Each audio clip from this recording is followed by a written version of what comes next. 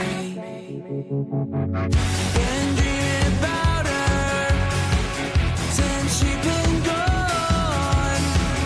Wasn't till she walked out the door I realized I was wrong. Yeah, I got a fever. It's 103.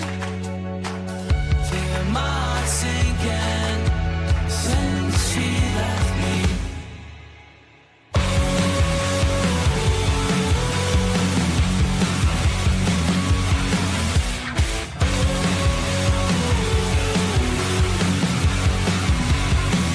Have I lost my mind?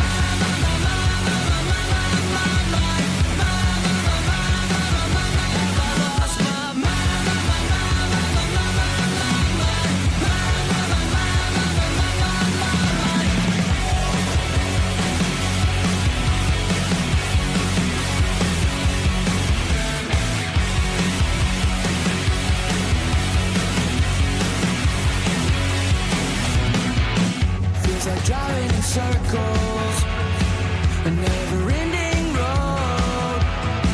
Emotions sick to my stomach from losing the one I love. My regrets, they still echo as my head starts to ring. That one love I can't let go. She's the only one who meant something. Yeah, I got a fever, and it's killing me. Constant overthinking about why she left me.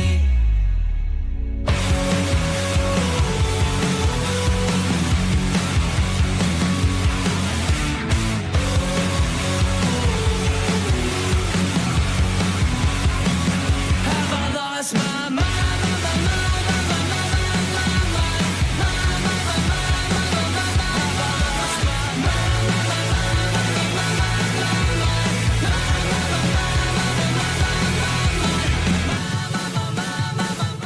The Hawkeye game is over, but the conversation is about to begin.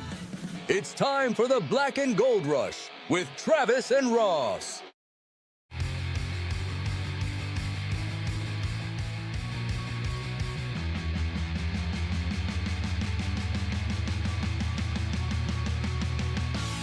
What a range of emotions, highs, lows, jubilation, sadness, but it ends in absolute ecstasy as Iowa beats Michigan State 20-17. Drew Stevens with a last-second field goal to walk it off for the Hawkeyes in a game that, well, for about 3 3/4 quarters, didn't look like they were going to win the damn thing. Welcome to the Black and Gold Rush live from the Iowa Lottery Studios. If you're listening on the audio stream at therushradio.com, on the Rush Radio Android app or the TuneIn app, thank you so much. If you're dialed in on YouTube, hit that subscribe button. Go ahead and like the video and start leaving your comments in the comments section.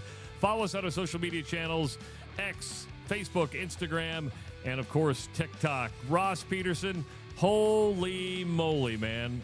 All the emotions. All the emotions. All of it in one quarter. All of the emotions. I was getting text.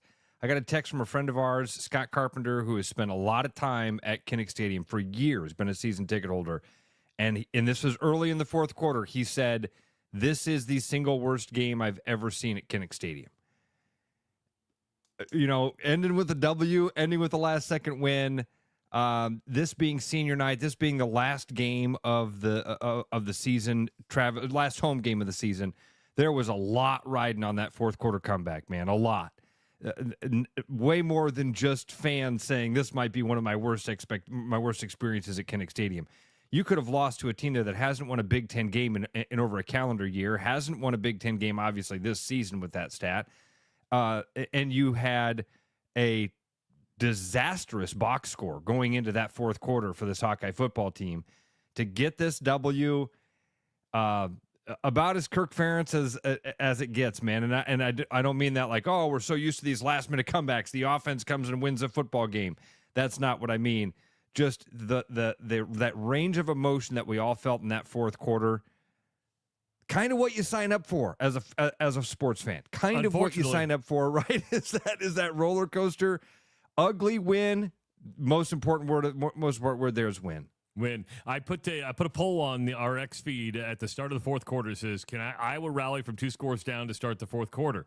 81.3% said no. Well, we were all wrong. We were all wrong.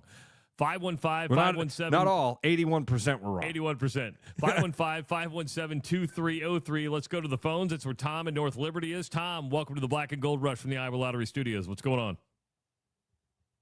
Hey, I'm going to admit something. Little Tom and I left probably midway through the fourth quarter because I quite frankly hadn't seen enough. Tom, you missed an all-timer. The rest of it. Hey, I know. Well, hey, I watched. We had it on YouTube on the phone, so we watched it on the way back to the car. But like, I agree with your buddy Ross. Like, that might have been up until that last 5 minutes the worst performance I've seen out of a Kirk Ferentz team in a long time. Like, it didn't look like there was much effort there. And let's be honest, Gronowski made some throws in the fourth quarter, but good God, man, I'm going to keep saying it. He's Beacon Hill with better legs. He can't throw the ball. He doesn't even feel. Let me ask you guys this. Do you guys think that Michigan State, just as an example, has better athletes than we do at wide receiver? That's a hard one. Maybe about. Okay. I thought their tight ends were much better tonight. Yeah, that number 12 was good. Velling was he had 8 catches for 88 yards. McCray had that incredible catch in the end zone, and he also had he's the one who beat the Iowa DBs deep. He had 6 catches for 75 yards. Now, on that last drive, we saw Iowa wide receivers make plays we really haven't seen them make all year long. But consistently over the course of the game, I thought Michigan State had better wide receivers and better tight ends than Iowa. So, yeah, there you go, Tom. Sorry you left early, dude. That's a bummer. That's a real bummer. Left early bummer. and you leave before a fourth quarter comeback. Game that looked like it was going to go to overtime, Travis, and you had to have, outside of special teams in those final couple of drives, because, again, Weegan, we'll get to him at some point today. By the way, tip of the cap to you for earlier in the year calling him the best returner in Hawkeye football history. This one sealed it. It not just breaks Tim DeWhite's record. This one sealed it. You're not in that football game at all if it's not for Caden Weegan in that first half. 515-517-2303. Let's go to Streamwood, Illinois. That's where Ryan is. Ryan, welcome to the Black and Gold Rush from the Iowa Lottery Studios. What's going on? Not much. I'm actually driving left the game early myself too, just like breaches color. So I'm not there yet. But I kind of left early, and I wouldn't apologize for that because I wanted to see because I couldn't stand watching that anymore. I think that was an embarrassing thing up until the very end. That was the most embarrassing game I've seen Iowa play since probably sometime last year when their offense was miserable. Luckily, they came back, won it, and put one good quarter together. Yeah, so you feel no remorse whatsoever about leaving. You would probably like to be there for that field goal, but you have no remorse about leaving? No, one, because it was against the team we should have killed, Michigan State, so I don't get that much out of it. And if I would have stayed, they probably wouldn't have won. That's how I always look at it. It's a good way to look at it. It's perfectly fine to be that way, right? Yeah. So, well, Ryan, drive safe home. I'm sorry you left early. I'm glad you beat the traffic. Man, 2 for 2 on guys leaving early. And again, I'm glad I mentioned that we got that text that said this is the worst game I've ever seen in Kinnick. From a guy who's been a 20-year season ticket holder, a guy who played golf at Iowa. He loves the Hawkeyes. That was his worst experience going into the fourth quarter. You come away with a last-second field goal win to beat a Big Ten team. Like, there's got to be something in you guys that turns that corner at some point, right? You go, oh, man, those first 3.5 quarters sucked. You're right, Travis. First 3 quarters and however long sucked. You come away with a W. Ross, we had 81% of the people say there's no way Iowa's going to come back from 2 scores down. I didn't think they were going to. And I think you're sitting there in the stadium going, you know what am I watching here? We're watching a team that has played brutal on offense, has played not even that great a defense. And you're like, they're going to lose to a team that has not won a Big Ten game yet. Let's beat the traffic.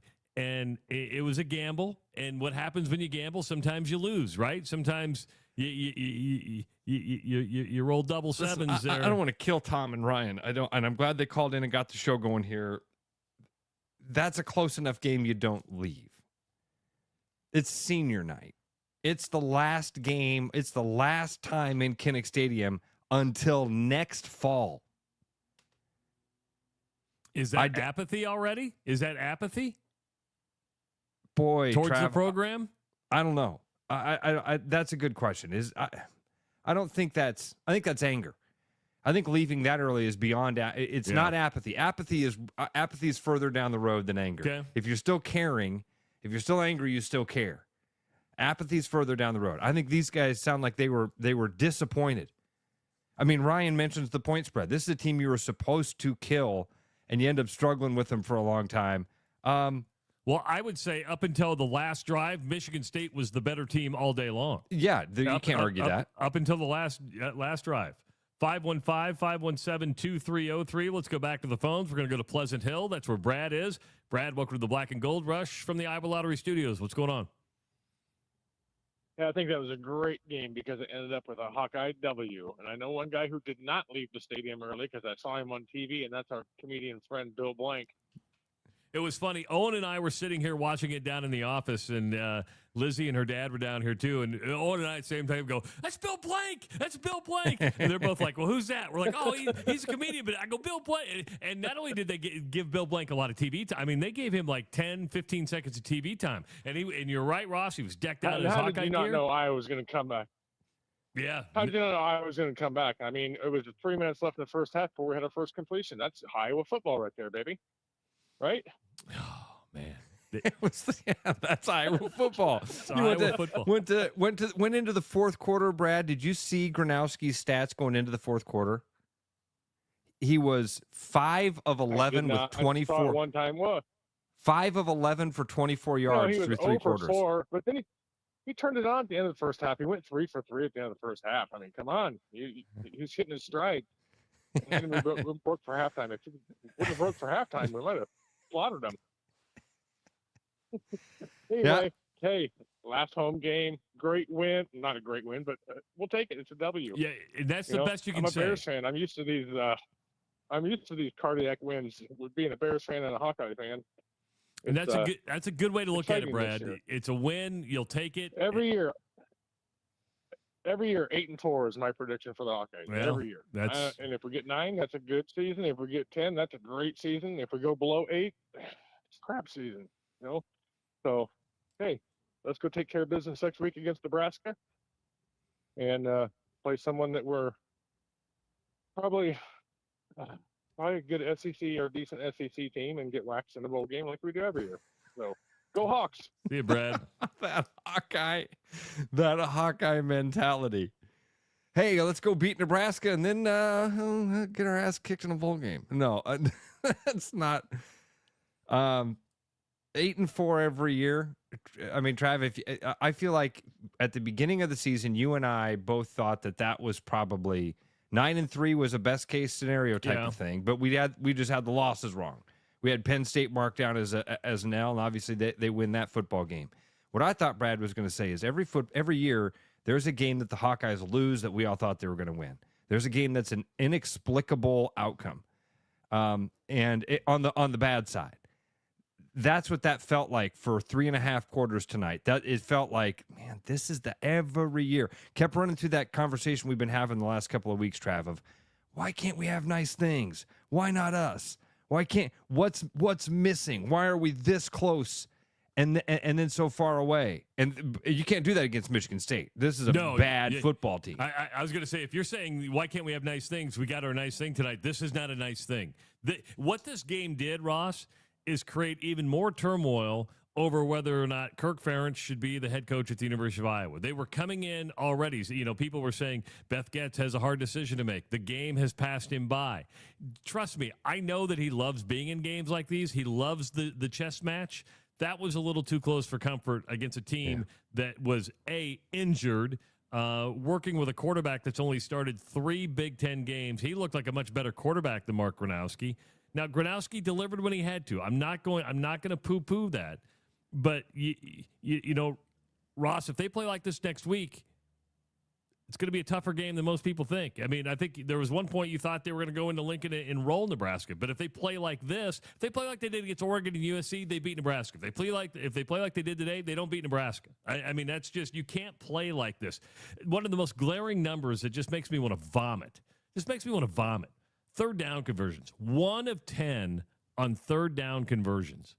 Are you kidding me? 1 of 10? That's the best you can do on third down? You've got to convert.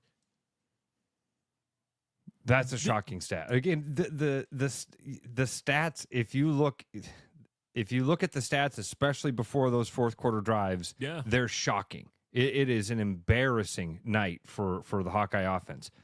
But it's a W, Travis. Yes. It's a W. It's not what you thought it was going to be. And this is a team that has 3 or 4 times this year exceeded our expectations, even in losses. Exceeded our expectation against Indiana. Exceeded our expectation against Penn State. Exceeded our expectation against who's the other loss there? I'm so sorry. Oregon. Those 3 times the team played better than we thought they were going to play. One time I would say they really played a lot worse than we thought they were going to. A lot worse. Wanted them to beat Iowa State, didn't happen. Wanted them to beat USC, didn't happen. Today was a day where you looked and it's inexplicable. It's senior day. This is the day that you're supposed to be fired up, firing on all cylinders, playing for something. Today was tough to watch, man, until you get the W. And that's it's that range of emotion today in the fourth quarter.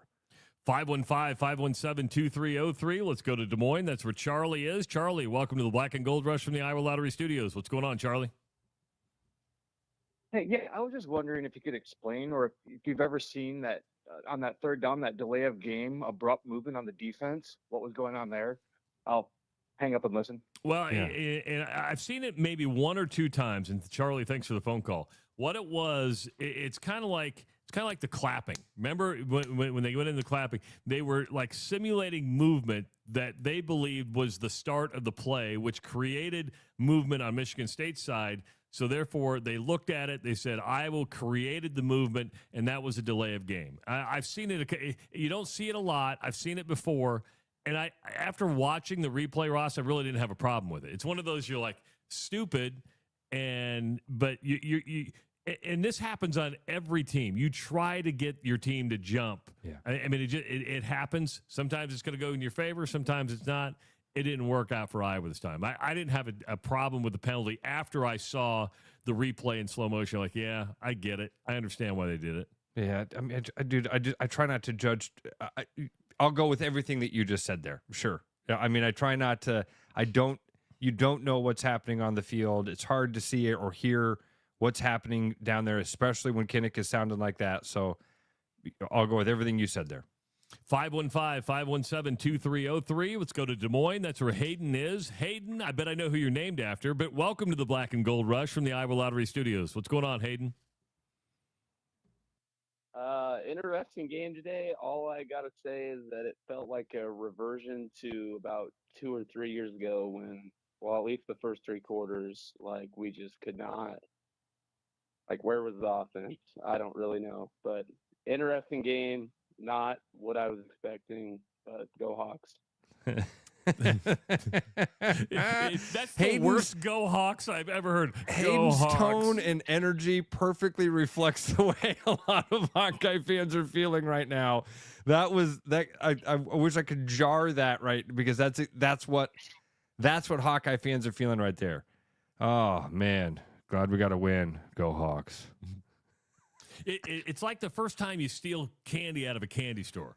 Not saying that everybody has done this, but I've done this, where you get out the door and you're like, I got away with it. Iowa stole a win today. Okay, they got away with it. They got away with it. People are celebrating right now, and they're going to get in their cars and go, we need to get out of here, because if we don't leave, then it may not have happened, right? It's like Ryan. Yeah, like Ryan. Or what you're saying with these people, they're like, get out of here before we realize this was closer than before they blow a whistle and we got to go back out there. You have that rush of energy that makes basically 58 minutes of football go away, and then you're going to remember the 58 minutes as you're driving home, going, "We really got lucky. We really got lucky." True story. Stole one 515 today. It's a good way to put it, Trav.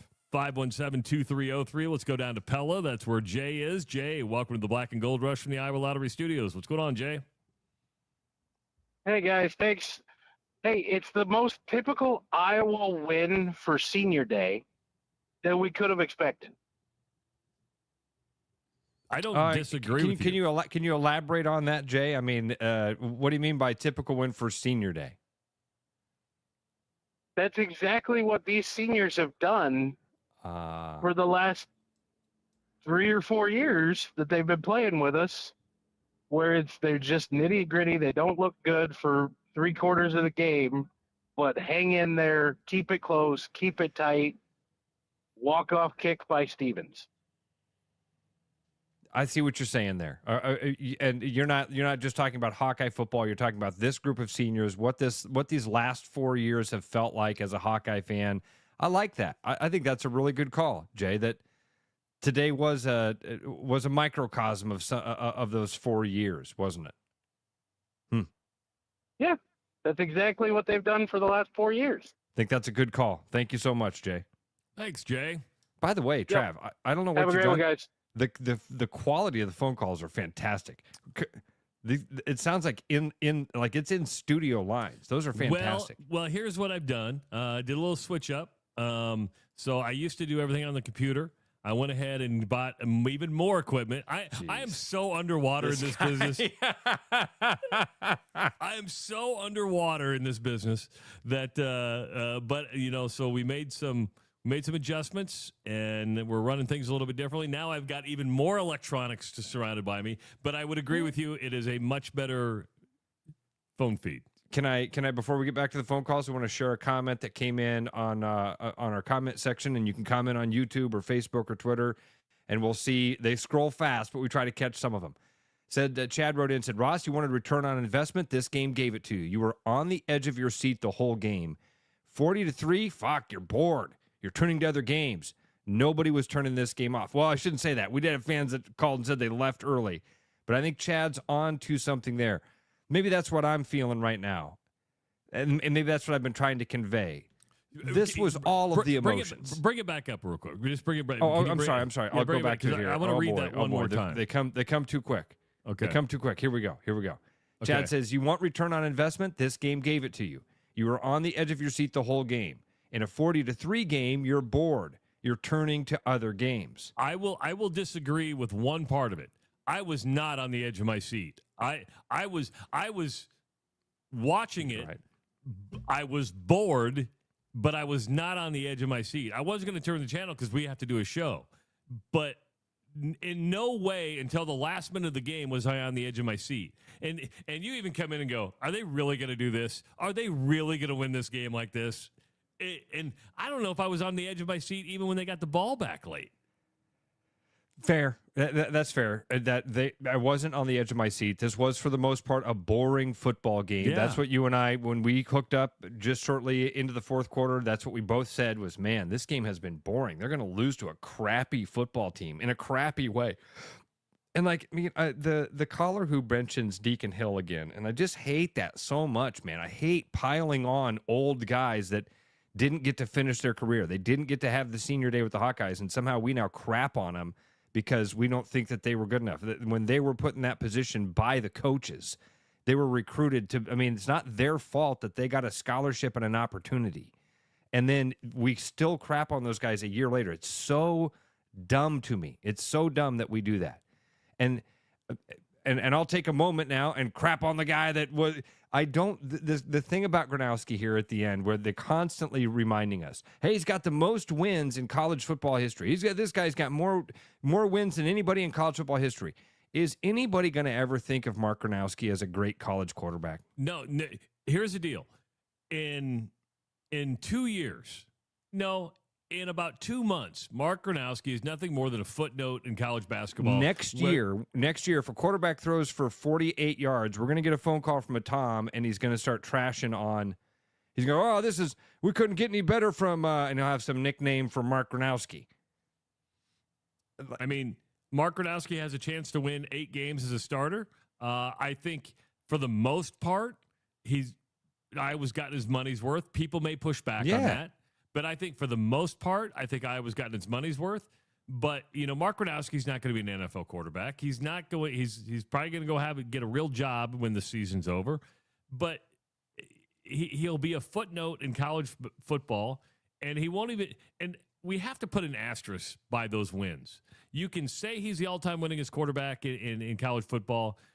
The majority of those were at the FCS level. I'm not knocking the FCS level, but you're not playing Big Ten.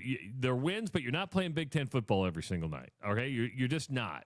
And when you played for the most dominant program in FCS, well, that helped you out a little bit. But yeah. I mean, there's a little asterisk by that. Yeah. 515-517-2303 is the number to call. We want your phone calls. It's a W, baby. It's a W. It's a W. It's a W. Again, 515-517-2303. It is the Black and Gold Rush live from the Iowa Lottery Studios. Bad gift giving. It happens to the best of us. Thanks, I think. But what if I told you there's a better way? Toss the silly socks and ditch the mediocre mugs, because the Iowa Lottery's gift that keeps on winning is here to save the holidays. Give your loved ones holiday scratch tickets with a chance to win instantly or unwrap your share of $1 million. Say no, no, no to boring presents with the Iowa Lottery this holiday season. Woohoo! Enter and see rules at ialottery.com/VIP. You like listening to Travis and Ross talk about the Hawkeyes, so tune in when they talk about everything else. Listen to The Rush with Travis and Ross every day on therushradio.com, YouTube, the TuneIn app, and wherever you get your sports content. My name's Gary Presnell, and I'm a residential home mortgage banker for Northwest Bank in Des Moines Metro Market. I've been financing people's homes for over 25 years, and I'm an expert in financing VA loans, FHA loans, IFA loans, and new construction homes. This is my cat Norm. Norm knows football, but he doesn't know mortgage, and that's where I come in. There are a lot of Tom, Dick, and Norms out there doing loans. So don't just trust anyone with your home loan. I'm your local, trusted, experienced expert. Call Gary at 515-975-6767 or find his profile at nw.bank. Member FDIC, Equal Housing Lender. You like listening to Travis and Ross talk about the Hawkeyes, so tune in when they talk about everything else. Listen to The Rush with Travis and Ross every day on therushradio.com, YouTube, the TuneIn app, and wherever you get your sports content.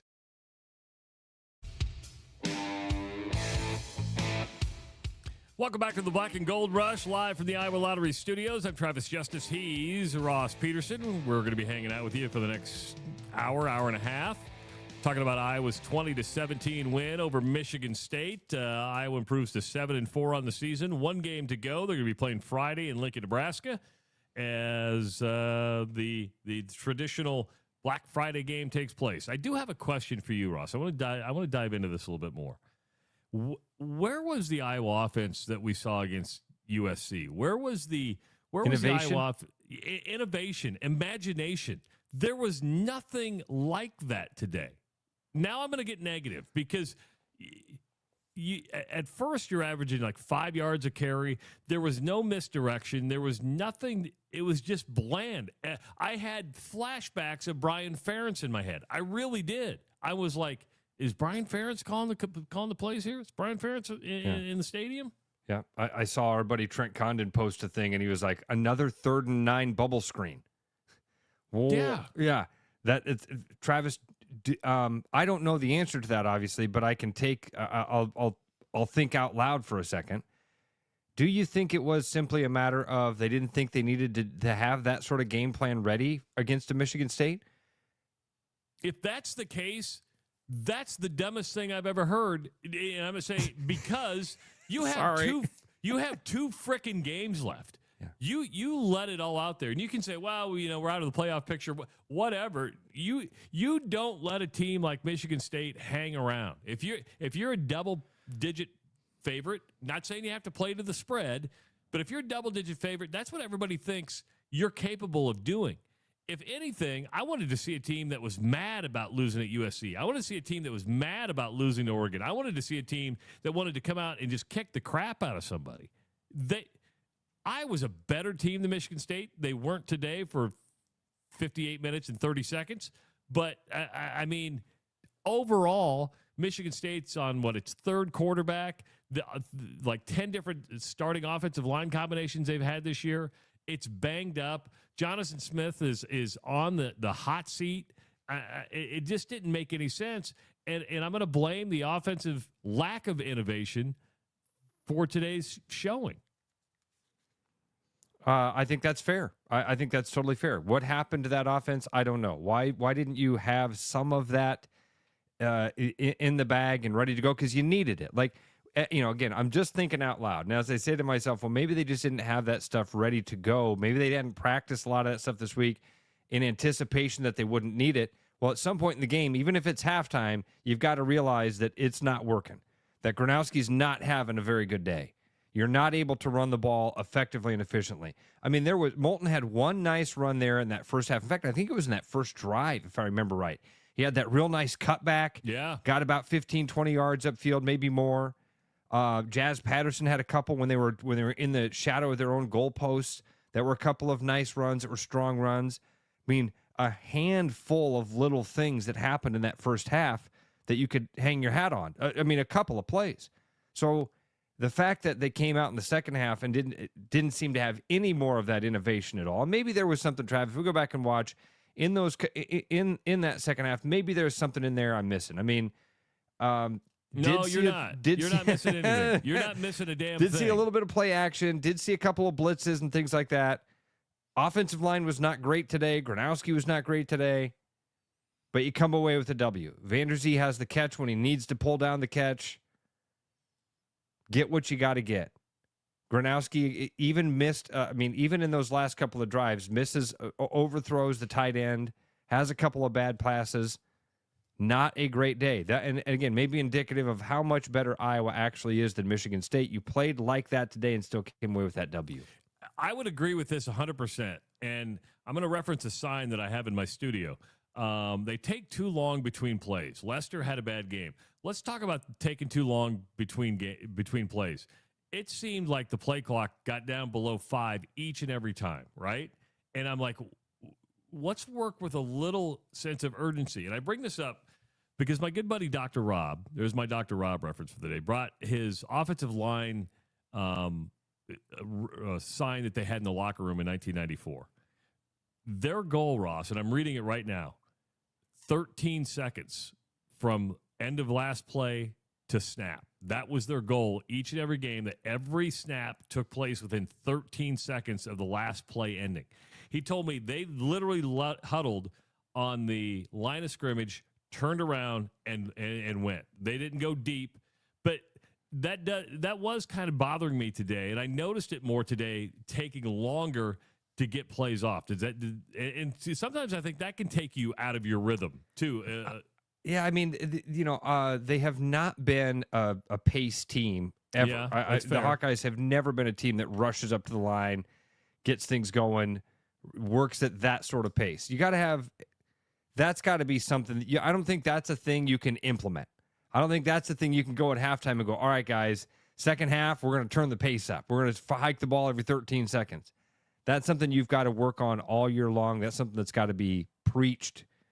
And I'm sure that was with Nebraska at that time. And you had the athletes to be able to do that, and you could just power over everybody.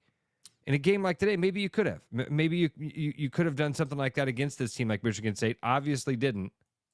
So 515-517-2303. Andrus was at the game. Did you stay for the entire game, Andrus? Obviously, I stayed for the entire game. We never leave games early. Well, hold on. You shouldn't say obviously, because like our first three callers all left early, so that we have to preference. So congratulations to you, yes. Andrus. You stuck around for an all-time. I mean, I hate to say an all-timer. You tell us, man. You tell us. What was it like being in the stadium there for the last second kick in the win?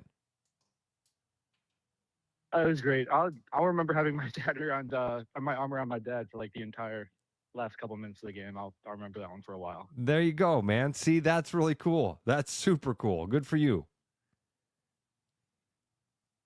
One thing I did want to talk about, you guys were talking about how it seemed a little passive today, and I don't disagree, but one thing I do want to point out is that when we were taking the plays, like taking shots on the field, or at least trying to, there were about 5 or 6 times I'm posting in my group chat, like, I don't know if this is coming through on TV, but Mark had this guy just wide open downfield and didn't see him. So I don't want to put everything on like Lester saying the game was like I think I'm with you. It was not Mark's day. We tried to take some shots. One that stands out in my mind is like on the first drive, the safety's rolling downfield hard.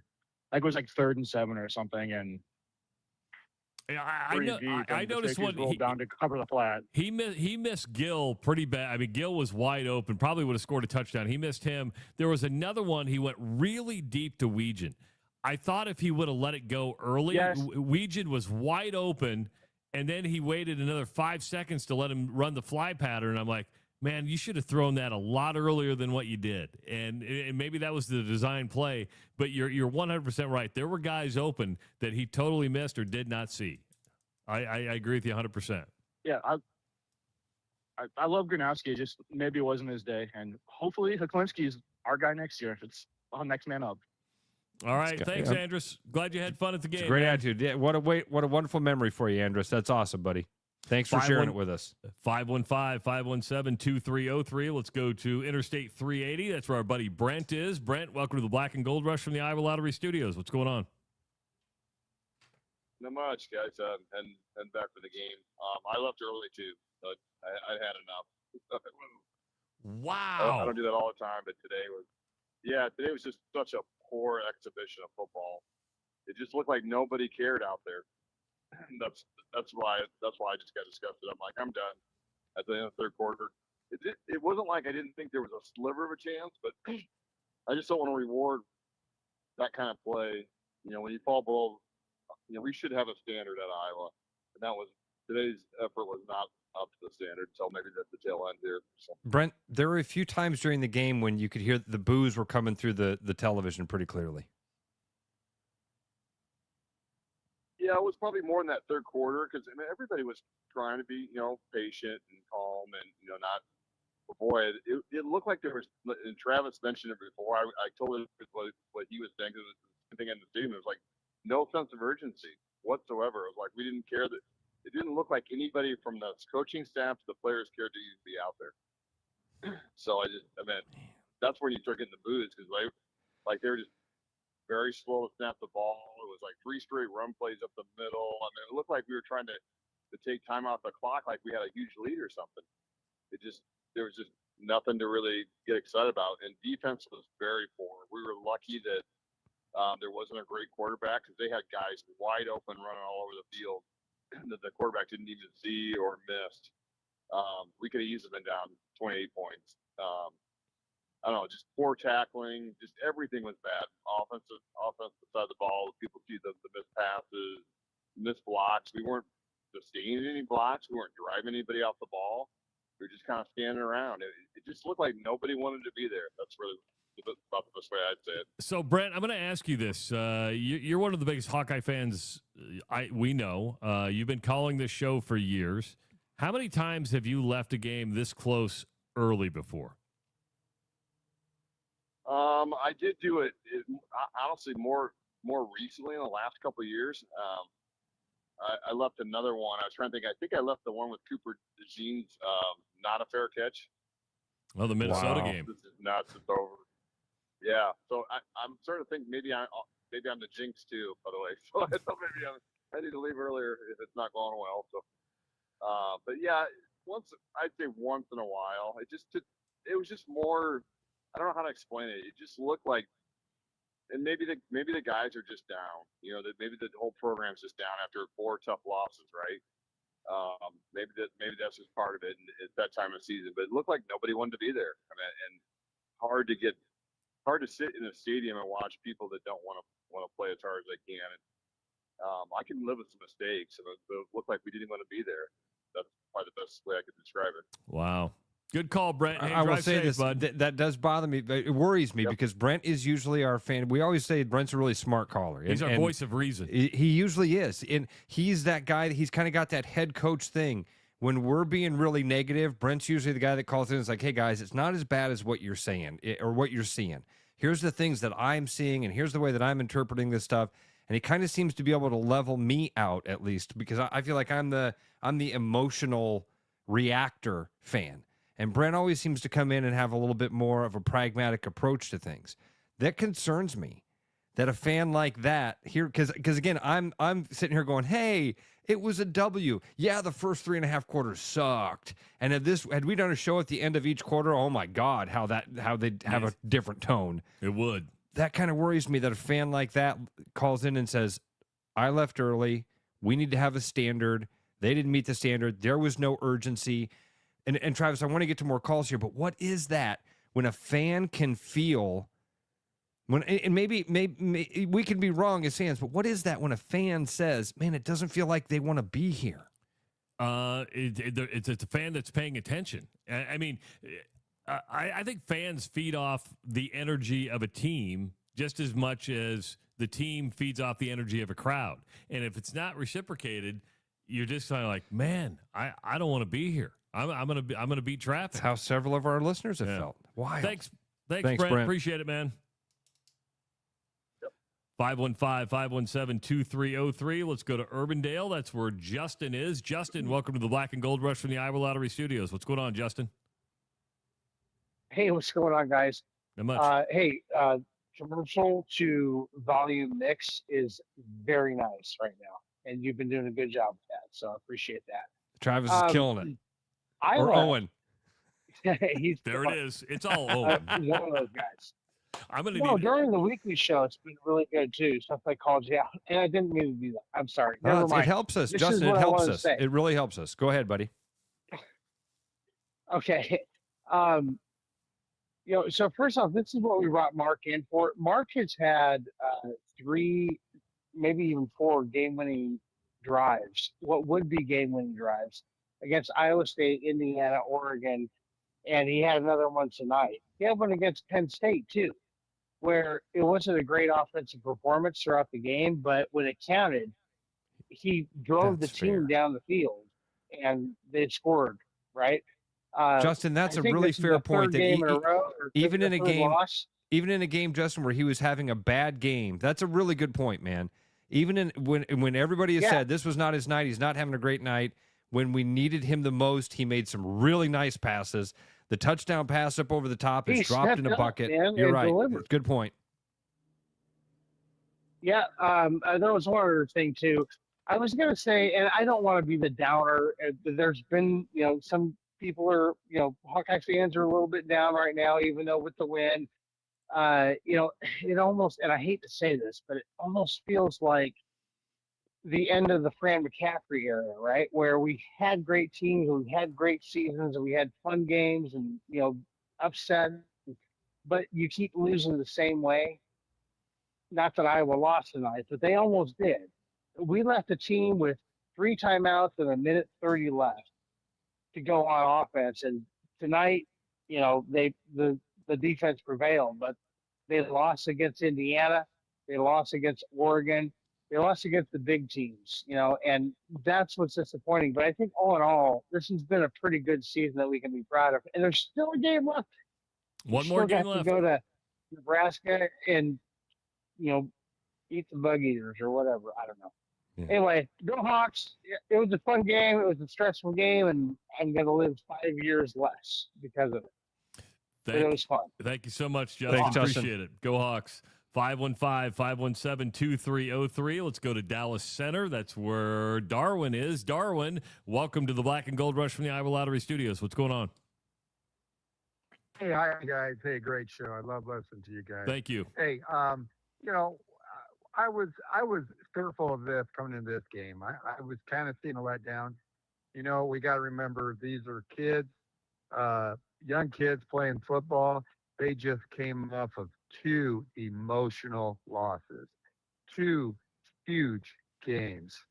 And just to even see them come back after being down to Michigan State today, made me proud to be a Hawkeye. I mean, to be able to come back and to win this game somehow, they got it done after 2 real big emotional losses. Well, and I'll just leave it with that, guys, and I'll listen to you. Thanks, Darwin. Appreciate it. It's funny because Jeff says this. Yes. If we win this game the same way, but we win 2 of those other games, it's a completely different story. Totally agree with him. Because That conversation we've beat up the last couple of weeks, Travis, because then what we'd be talking about is still being in a playoff hunt. Yes.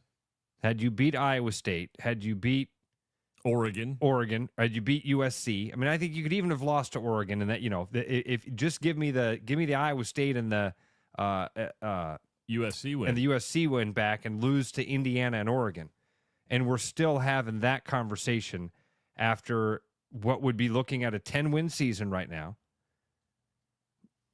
I think that's a good point. Couple of those plays, man. Couple of those plays, and we're talking about nice things. But we're not. Yeah, I mean, it's crazy how it works. And maybe that's, well, first of all, nobody likes to play a close game against a bad team. And we're not even, we're not going to make excuses for Michigan State. This team does not have a Big Ten win, all right? We're not going to make excuses and say, well, they gave Iowa the old best shot they had. Okay, that's fine. But when you play Oregon as close as you do to a 2-point game, when you play Indiana to a 5-point game, when you play USC to a close game, we're talking some of the most elite teams in the country. Two really elite teams. Indiana is about as elite as it go. You could make an argument why Indiana should be number one, and you basically have them beat. You see them play a game like this. This is where you get down. You're like you have to be consistent each and every week. What makes elite teams elite is that they're ready to go every single week. Now, they may have close games, but they're ready to go every single week. Elite teams aren't playing the if game. Elite teams aren't sitting here in November 22nd playing the if game. It's fair. Again, it's very fair. It's very fair, double decker. If my aunt had nuts, she'd be my uncle. It's the if game. The if game's almost an unfair one to play because it didn't happen. And again, what if there would have been one more play tonight and the Hawkeyes lose tonight? And now what would the tone of this show be? I mean, as negative as it's been already with guys calling saying, dude, I left early. That was one of the worst performances. They didn't live up to the expectation I had. Travis, I had a conversation with a buddy last night who was going over to Iowa City. And I was like, you're going over to the game? And he goes, dude, I don't know how you can't go to senior day. He goes, man, I spent 4 years bashing on these kids. I spent 4 years holding them to crazy high expectations. And one time a year, I can go over there and stand up for them and cheer for them and not blame them. And yeah, so every year I go over there and I'm a part of senior day because I think that's the game to be at. And I thought that was super cool that he said that. I'm like, that's actually a really cool attitude. And then I'm listening to the game today, and I know Baldy's not the only one who goes over with that sort of attitude. But man, you're listening to the game today and you hear the boo birds setting in. You listen to the calls tonight and you hear people saying, it was so disappointing, I left. Knowing I won't be back inside of that stadium to cheer on the Tiger Hawk again until next fall, I left early. Tom left with his kid. His kid's never going to let him down. I hope his kid haunts him for the next several years. Like, Dad, we could have stayed to see a game winner, and you pulled me out of there. Yeah. I hope at 3:00 in the morning tonight, Tom wakes up and little Tom's standing right next to the bed going, we left early. You made me leave early. Thanks, Dad. Wow, Jesus, you scared me. What are you doing in my room? 515-517-2303. We have not heard from the Klan in a long time. The Bush family joins us. Are they on really? The Black and Gold boy. Rush. Oh, how was it at the Lottery Studios? How was it at the Bush Bash today? Seems like an emotional roller coaster. Oh, it absolutely was. But you know what? I haven't been shaving. You know what November is? No shave November. I haven't shaved since the 80s. So the bushes are back. She hasn't shaved since the 80s. So the bushes are back, baby. How was the party tonight? Well, in your case, they never went away. Yeah. Exactly. How impressive. Sure. Hey, this is Harry. This is Harry Bush here. Did we have actually 3 yards of passing at the end of the first half? Let me go. I think there was here's what I do know for sure because I looked it up. 14 yards. I thought it was 14 yards, but then lost to 3, so maybe 11.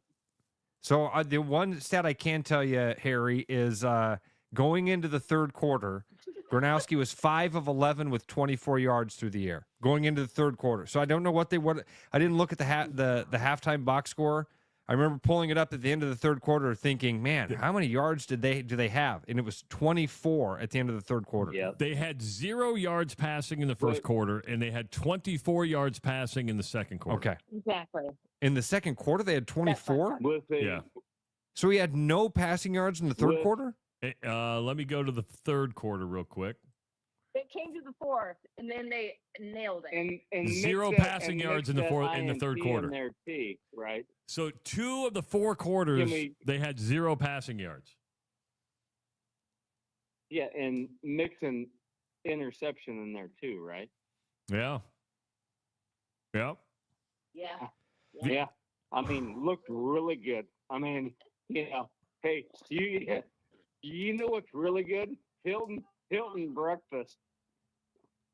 Not very good. Is our quarterback. He means it's like staying at the Dewdrop Inn. Hey, you want to slide over for some waffles and some biscuit gravy? Getting the impression that the Bush Bash was successful today. Yes, it was. It was. Yeah. I'm glad it didn't go to overtime. You know how bad the biscuits and gravy is at like a decent restaurant? That's what we're working with. Hold on, Harry. I've never had bad biscuits and gravy ever Oh, in my come life. on! You're kidding me? No, I've Have never you had. ever stayed at the Budget Host Inn? No, I Budget haven't. Host Motel. I have more money than that, and therefore I don't stay at the Budget Host Hotel. He's got Land Rover money. He's got Land Rover money now. Touche. Unfortunately, Harry has to. I've stayed there a handful of times. I mean, not out of convenience, out of necessity. Harry, you and I are both. I'm bad biscuits and gravy rich. That's how. I'm just wealthy enough that I've had bad biscuits and gravy. A handful of times I've had bad biscuits and gravy. No, I've never had bad biscuits and gravy. Man, you need to live a little, We've dude. got a couple new, we've got the old Bushes here. Anita's here. Hey, Anita. This is Ryder Bush. Here, Ryder Bush. He's the son-in-law. Yep, new son-in-law here, the family. And he just took on the Bush name. I like that. He married into the name and he married into the family and took the Bush name. That's a strong family. Yeah, we talked about. I've got Lizzie's dad here, who's a deacon in the Catholic Church. And we can move on. He's upstairs listening, probably going, "What is this show all about?" I apologize, sir. No, it's fine. Dad called in a few months ago and talked about me getting married in the family here, but the fourth quarter here, we actually started throwing the ball. Yes. I mean, why don't we do that more often? I mean, we should just throw it up more. Throw them both around. There it is. All right, guys. I mean, I've been a season ticket holder here for 13 years, and it's bad to watch. I mean, I think we need to change here sooner or later. Ryder, you stuck around for the whole game. You were there. You guys were at the game today. We didn't listen, guys. Hey, listen. We didn't want to pollute the show and start saying about, hey, we need some changes. But guess what? We should probably. I mean, are we okay with just 8-4, 7-5? Yeah. Are we okay with that? Are we okay with that? But guess what the Bushes will do for the rest of the month? Not shave. And guess what we'll also do?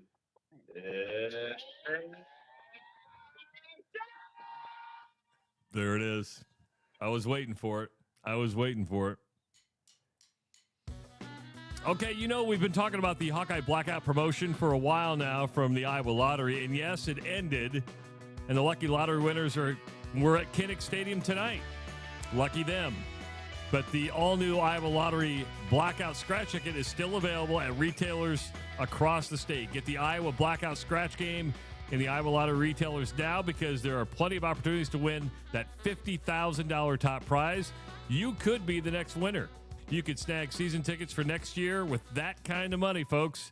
Iowa Lottery has second chances to win cash, game tickets, and so many other perks with their Iowa Lottery VIP Club. If you're not a VIP member, sign up for free today at the iowalottery.com/VIP. The VIP Club is complimentary or completely free.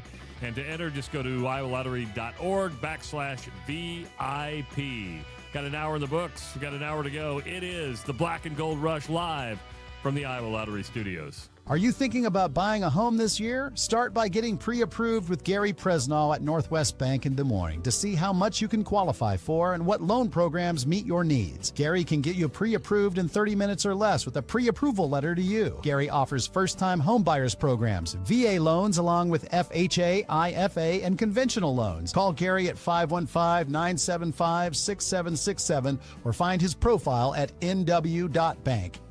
Member FDIC, Equal Housing Lender. You like listening to Travis and Ross talk about the Hawkeyes, so tune in when they talk about everything else. Listen to The Rush with Travis and Ross every day on therushradio.com, YouTube, the TuneIn app, and wherever you get your sports content. Bad gift giving. It happens to the best of us. Thanks, I think. But what if I told you there's a better way? Toss the silly socks and ditch the mediocre mugs, because the Iowa Lottery's gift that keeps on winning is here to save the holidays. Give your loved ones holiday scratch tickets with a chance to win instantly or unwrap your share of $1 million. Say no, no, no to boring presents with the Iowa Lottery this holiday season. Woohoo! Enter and see rules at ialottery.com/VIP. You like listening to Travis and Ross talk about the Hawkeyes, so tune in when they talk about everything else. Listen to The Rush with Travis and Ross every day on therushradio.com, YouTube, the TuneIn app, and wherever you get your sports content.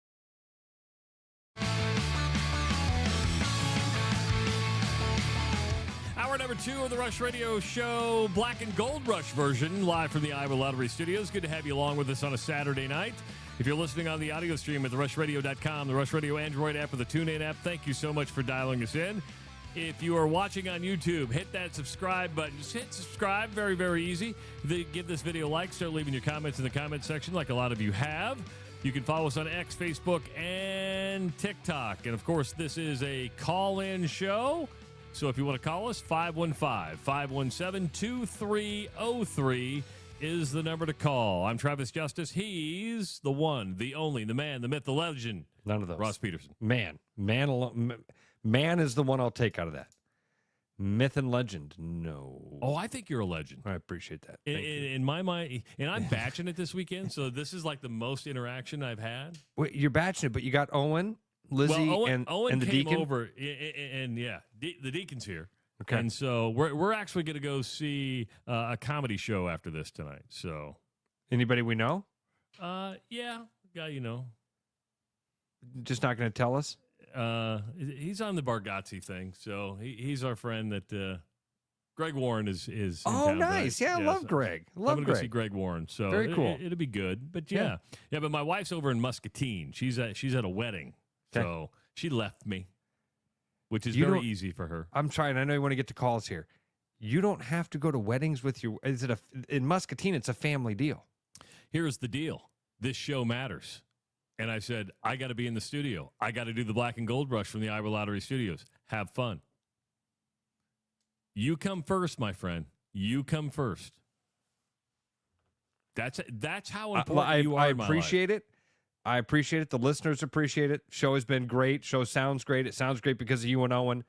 I thank you for that. Owen. Sounds great because of Owen. Sounds great because of Owen. He sent me a message yesterday. He's like, hey, man, I've been doing a bunch of work. I'm getting everything set up. I think we're going to be good to go tomorrow. I sent him a picture of my largemouth bass, and I said, while you were saving your dad and I's asses, I was out doing this. 515-517-2303. Let's go to I-80. That's where John is. John, welcome to the Black and Gold Rush from the Iowa Lottery Studios. What's going on? Oh, just heading back home to Runnels. Don't know if you guys are keeping score, but me and my wife left early. Did you really? I'm keeping notes, John. I am. Yeah. I hate to say keeping score, but I am keeping notes here. Well, it's hard for me to do because I legitimately get pretty sad when it's coming up to the last home football game. I've been going to games for 20 years. Probably had season tickets for close to 10 of those. That was the most uninspired football I think I've ever watched out of them in those 20 years.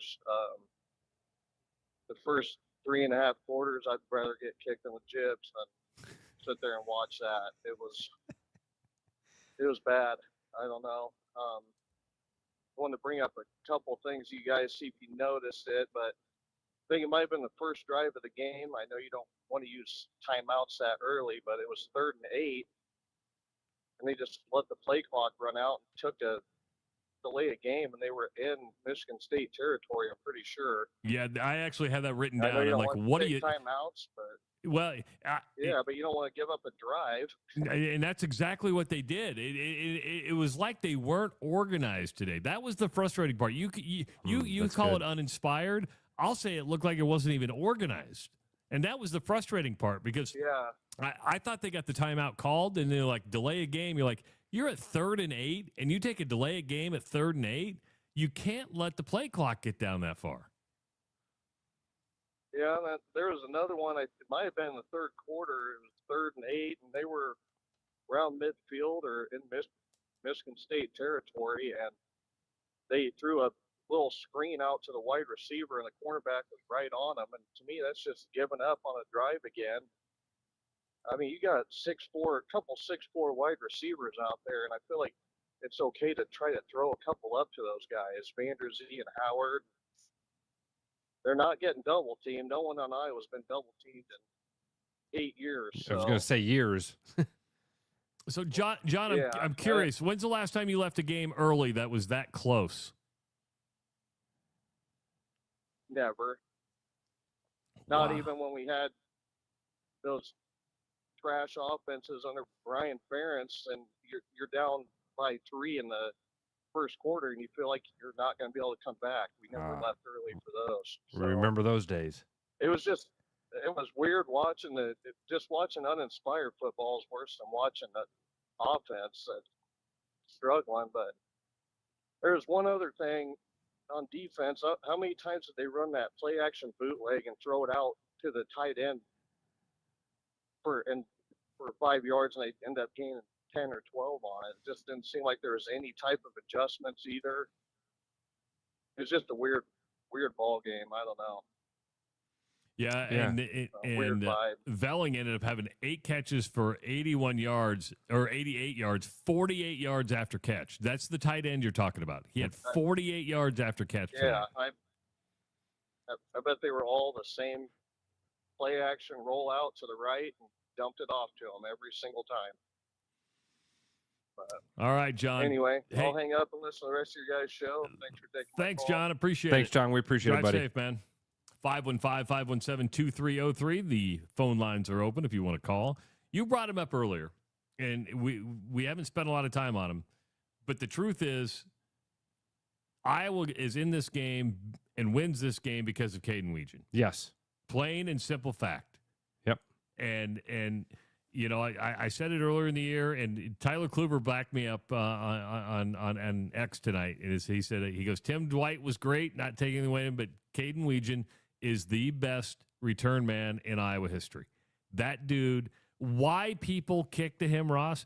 I mean, the best play that Michigan State had all night was having their punter their quarterback do the punting because they had to keep him honest and not let Weegan get back. The fact that he got 3 punt returns for big yards and 1 goes for a touchdown, that dude is just amazing. Dude, absolutely amazing. Titans Fever just posted. He almost had 3 today. Remember the first one, he was a punter away from it. Yes. It even looked like on the first, when I watched it live, it almost looked like if he just could have made 1 final cut back into the field, that would have been enough. I think when they showed the other replay, it did look like that pursuing Michigan State defender was close enough that had he even slowed up a little bit or tried to make that cut, he probably would have been brought down from behind. But that's how close he was to having 3 dynamic punt returns tonight. And you're absolutely right, Travis. The offense gets put into better positions because of him. In fact, I was going to bring it up with John's phone call about that 3rd down in the very first drive. You let that 3rd down turn into a delay of game. That pushes you back. Here's something that we have to say that we haven't said in a long time. We don't have the punter we used to have. We don't have a punter that can flip the field and help you out in those situations and really put those offenses into these tough positions inside their 5 or inside their 10.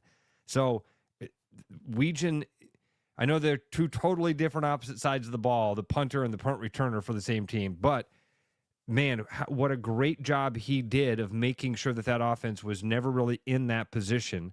I mean, obviously there was one that he couldn't catch. That one got downed inside the 5, inside at the 1-yard line, actually. But yeah, 3 different punt returns tonight. The one that actually gets to the house, and 2 others that were electric as well. What we're going to be talking about when we remember this Iowa Hawkeye football team, really the last 4 or 5 years of Iowa Hawkeye football, is not offense, maybe a little defense, but we're going to remember Cooper DeJean and we're going to remember Caden Weegan. Yeah, those are the 2 guys you're going to remember. You're going to go, you remember the return game that we had with those guys? And now you sit there and go, well, who's next? Who's got a screw enough that's loose? That's the right question. Who's the guy that's my brother said it today. From the very first return he had, Travis, where he got stopped by the punter. My brother said, "Man, I've liked this guy since his very first punt return. He has always looked like that, like he's always looked fearless back there. You got to find the guy that's fearless." Listen, K-Dog's right. Charlie Jones was a pretty damn good one also. We've had a lot of really good return guys at the University of Iowa lately. So who's next? Somebody. I don't know who. Somebody. You know, Lizzie's dad, John, brought it up because, does he get a shot in the NFL? Because he can't be a receiver in the NFL. Will the NFL, and the NFL is not the type to go, hey, we're just going to have you on a 53-man roster to be a return guy. To be a returner. No, it I mean, doesn't happen that often. Yeah, I don't think so. I'd love it. I'd love it if somebody saw, who was the kid that, was it Rondale Moore? No. Who was the kid that that transferred, was in the wide receiver room, transferred to Purdue with Charlie Jones, and ended up being a running back, and then he was a running back for Purdue that year and ended up in the NFL as a running back for a year or 2. Is it possible that some NFL team sees his skill set and thinks we could use this guy in another way? You're right. I don't think he's had the numbers to be a wide receiver. I don't think that they're going to Tracy. Thank you, Chad. Yeah. Tyrone Tracy. Tyrone Tracy. Thank you. Tyrone Tracy was that kid. Is it possible that somebody sees that skill set and thinks we can make more of that? I don't think so. I mean, I'd hate to. And Andrew says he's still in the league. Nice. Tyrone Tracy's made a nice career for himself. Good start to a career. Is he on Iowa's NFL roster? You know how they like former Hawks in the NFL? I don't think so. I don't agree with you. I don't think so either. I'm going to ask you a question, and I want you to think about it real hard. Okay. Did Kirk Ferentz coach his last game at Kinnick Stadium? Oh, boy. You're asking me what I think. Not right. I don't think so. Because we're now in the point where every year we're going to be asking ourselves this question. At least we should. Or will he be the type to let us know this is the last year? He doesn't seem like the guy that wants the rocking chair and the accolades at every stadium that he goes to. He seems like the type of guy that's just going to ride off into the sunset and let you know, hey, I'm done. But after, we're finishing up year 27. That's a long time. That's incredible. That's a long time. Do you want him to give us a heads up? No, not really. I really don't. I really don't. I just want it to be, hey, There's guys. a part of me that does. I'll be honest. There's a part of me that wants to be able to. I don't know. Maybe because I've kind of been hard on him. Maybe because I've spent a lot of years thinking, man, it's time to move on. It's time. I want something different. I want something more. Here's why I don't want him to. I'll tell you why I don't want him to. Because I don't want to, want the end of the year if it goes so badly. And I think it's going to be, if he announced it like a year in advance, that there would be tremendous pressure, and we would almost hold it to a higher standard.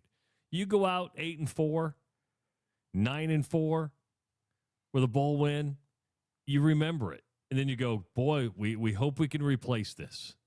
If it, a lot of coaches, Ross, don't know when to get out. Yeah, they overstay their welcome. Nick Saban did not overstay his welcome. He got out at the right time. He really did. And I don't disagree with your thoughts on Nick Saban that he didn't want to play by today's NIL rules. Yeah. Because he knew how to win under his rules.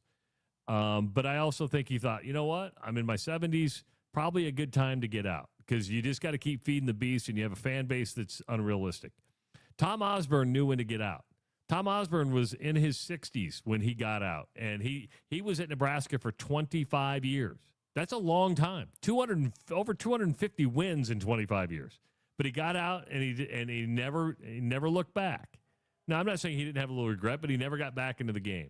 Sometimes people overstay their welcome and don't leave the place. I don't think Kirk Ferentz is there. Okay, that's fair. And even in when that thing of leave the place better than you found it, dude, he found it on the garbage heap, right? He found it in the dirt. He had the cupboard was bare, and he didn't have any money to go to the grocery store. So he is. It would be a long time before he left it in worse shape than he found it. I do. I think I want to have, and you're right. I don't think it's in Kirk Ferentz's nature or ego to want to have that swan song. You say it perfectly. He doesn't want to go up to Minnesota and have him give him a rocking chair. Yeah. And, and everybody pat him on the back and tell him how great of a year he's had or how great of a career he had while he's having a shitty year. That's not, I guarantee you, that's not what Kirk Ferentz wants. I shouldn't say I guarantee. I don't know. And we don't know his ego as much as we would like to think we do. So you're asking me what I think happens. I think Kirk Ferentz is back next year. Well, dude, when we have talked to him and we've said, "Hey, what's at the end of the rainbow for you?" Remember what he said? Remember what he said he wants to do? What else am I going to do? Do you remember what he told us he wanted to do when he retired? Be an offensive line coach. Yeah. And we're like, that ain't retiring, dude. That's not. And he's joked about how, like, Mary doesn't want me around. I don't think any of these wives want them around. They're so used to their lifestyle. Dude, there might, I don't know. I think that's all tongue in cheek, and I think that's self-deprecating. My gut says that Kirk Ferentz is not done, and that he's still got a lot of coaching left in him. By the way, there's millions of dollars waiting for him to come back every year. Millions of dollars. Especially right now when coaches get fired and they get paid bajillions not to coach, does he walk away from that money? No, you become a special ambassador to the university. Here's what I think would get him to walk away. Is that when you feel that you can no longer compete in today's NIL world, right? And that is where does Iowa actually stack up in the competition for talent? Because it's only going to get harder. It's not going to be easy. Iowa wants that private equity. There's only 2 Big Ten schools that don't want that private equity. Iowa wants it because they want that influx of cash so they can go get players. They were up for Mendoza in Indiana. They couldn't afford him, right? I mean, so you get Mark Gronowski, who again was highly sought after in the transfer portal. It's not like you didn't just get second fiddle. You got a guy, and again, I'll harp on this. You brought in Cade McNamara, who was the biggest prize prospect in the transfer portal. So I think I would answer that question of he's done well. Has he done great? No. If he'd done great, he would have done what Indiana was able to do, and it would have been home run after home run. He brought in the wide receiver from Ohio State who didn't work out. You've landed guys. He's utilized the transfer portal more than a lot of us thought he was going to. We thought, oh my gosh, he's going to be so old school. He won't even get in the transfer portal. We're just going to be losing guys left and right. Not the case. That's true. And there haven't really been a lot of kids that have left Iowa for an NIL deal and had great success where they went to. 515-517-2303. Sandy's back. She wants to redeem herself. Sandy, What do you want to redeem yourself on? Sandy? Sandy? Hold on. I'm here. We had you on mute. Well, Sounds right. I'm super disappointed you cut me off. I didn't cut you off. You know what we wanted to say? Well, you guys backed away from the phone. No, I don't think we did. Okay. We So- heard the let's go. 1, 2, 3.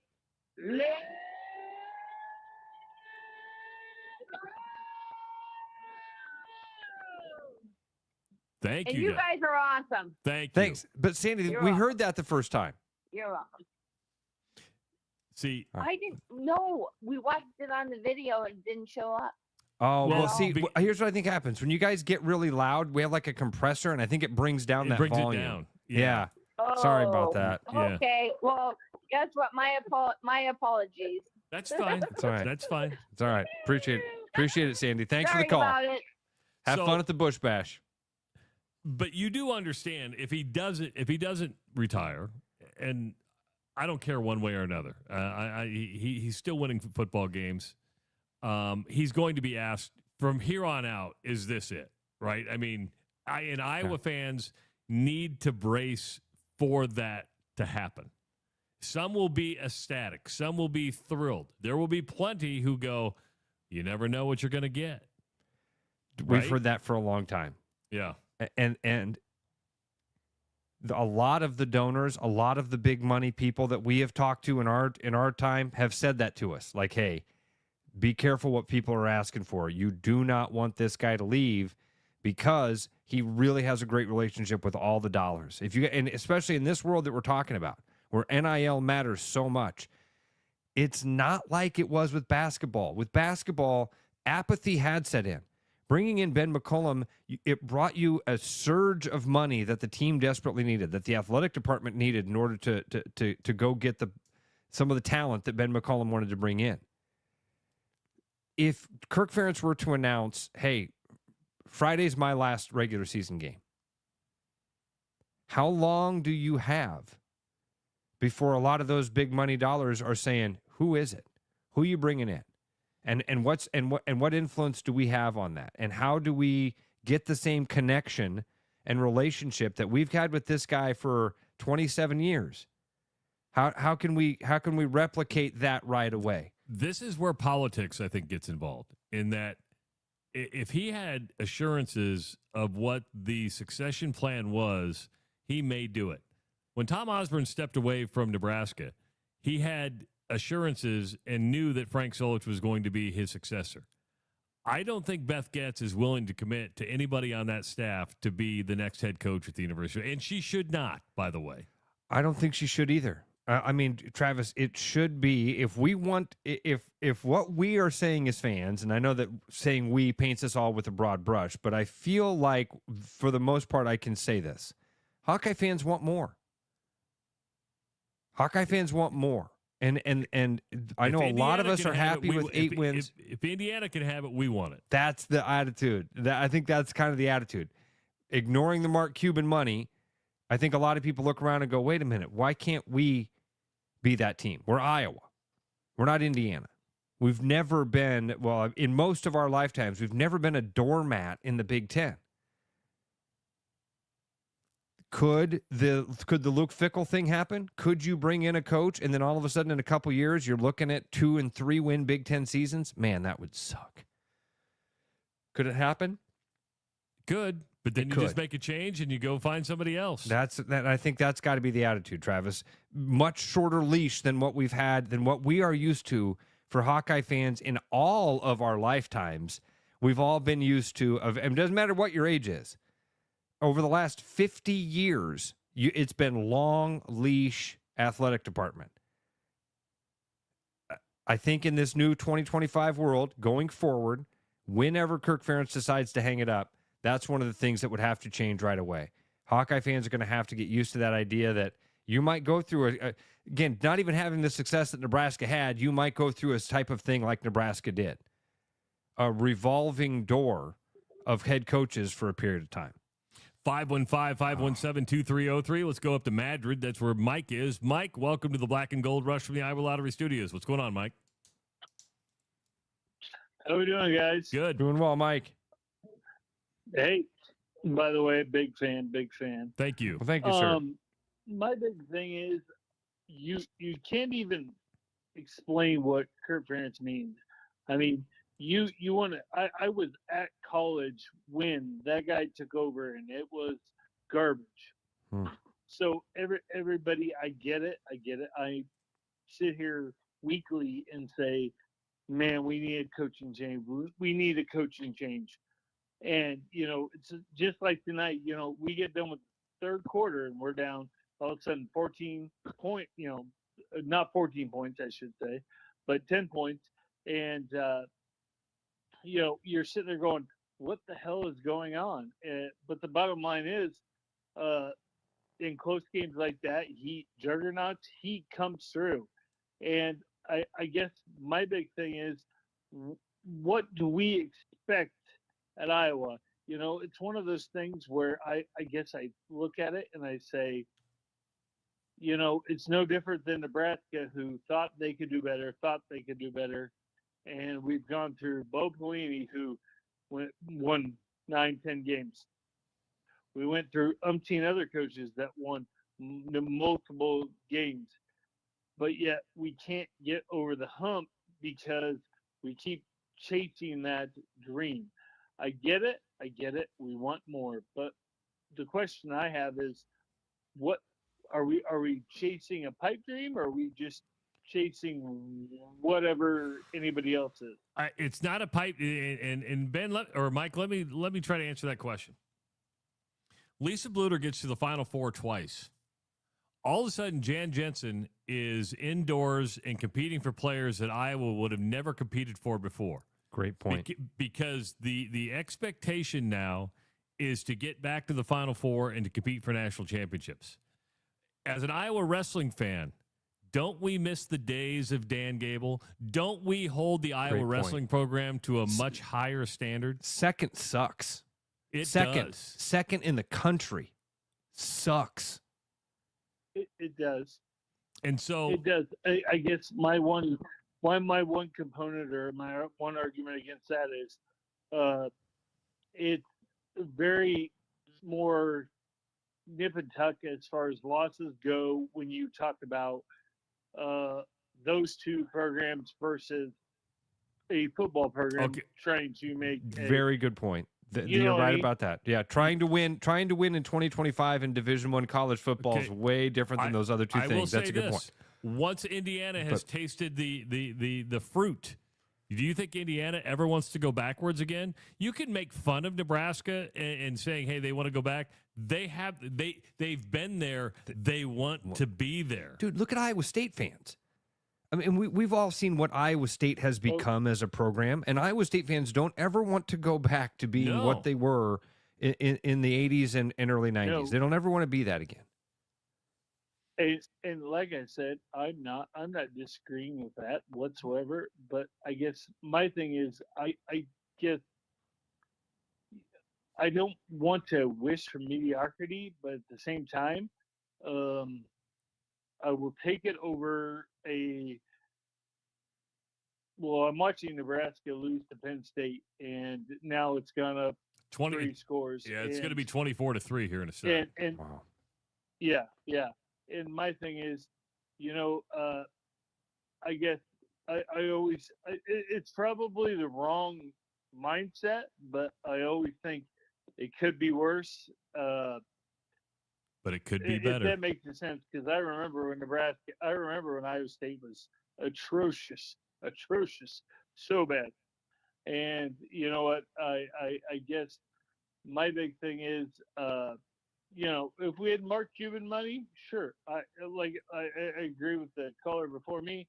If we had Mark Cuban money and we could go out and get somebody, but at the same time, it's also a hard sell to get somebody to Iowa City. I mean, it's not like it's a huge destination population, so to speak. All right, Mike. Appreciate it, man. All right, thank you. I'm not going to use Iowa City as the population base. I'm not. I know. I mean, there's a lot of reasons that you get, a lot of things you got to throw in the soup to make it just right, and that's one of them. But it's not the one ingredient. And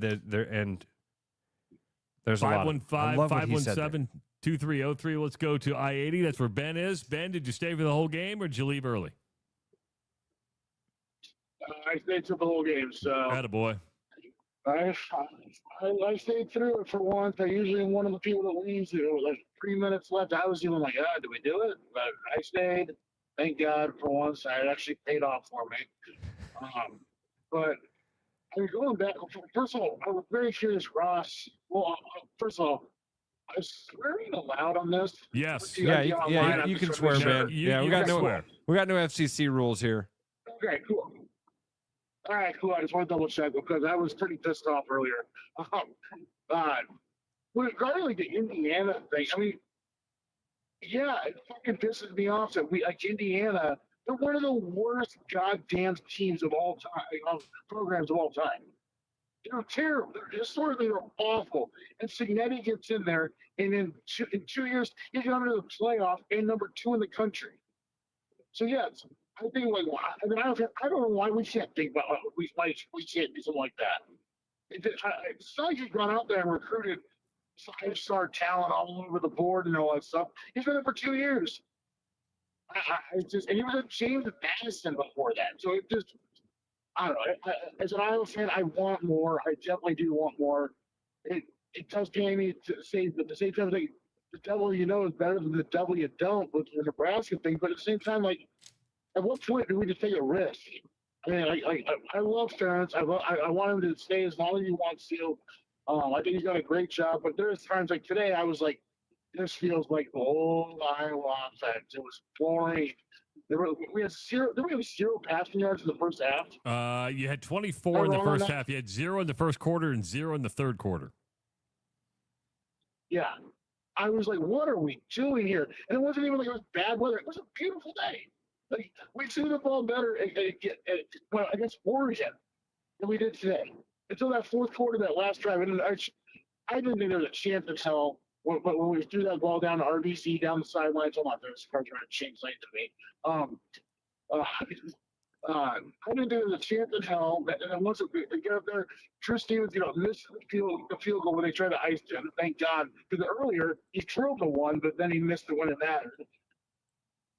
It was just frustrating to tell today. I was one of those ones where I'm like, we should have dominated this team. They had a third-string quarterback. Did they? It was a true freshman. He's a redshirt freshman. Yeah, no, he's a redshirt freshman, but yeah, he's a third-string quarterback, and he looked good. He got to his tight end. He threw some nice balls. He did good today. But in the end, he couldn't make the plays, and Gronowski made some nice. He was 6 of 10 in the fourth quarter. Made some really nice throws on that last drive. How many yards in the fourth quarter? Hold on real quick. You're gonna make me go back to the fourth quarter alone. Sorry. Well, he ended up with 147. So what they have? So he had 24. So he had 123 yards in the fourth quarter. And 6 of 10. Ben, thanks for the phone call, man. Put that the last 5 minutes. Yeah. Yep. Yep. Thanks, man. Appreciate it. That's incredible. We got people listening in North Carolina right now, Georgia right now, Ohio, Wisconsin, Minnesota, Kansas. Listen all over the country, Ross. Thank you. We very much appreciate it. We do appreciate it. Very much so. 515-517-2303. We got about a half hour, 20 minutes to go in the show. Give us your calls. We're hanging out with you. Iowa over Michigan State, 20-17. This is the Black and Gold Rush from the Iowa Lottery Studios. Bad gift giving. It happens to the best of us. Thanks, I think. But what if I told you there's a better way? Toss the silly socks and ditch the mediocre mugs, because the Iowa Lottery's gift that keeps on winning is here to save the holidays. Give your loved ones holiday scratch tickets with a chance to win instantly or unwrap your share of $1 million. Say no, no, no to boring presents with the Iowa Lottery this holiday season. Woohoo! Enter and see rules at ialottery.com/VIP. You like listening to Travis and Ross talk about the Hawkeyes, so tune in when they talk about everything else.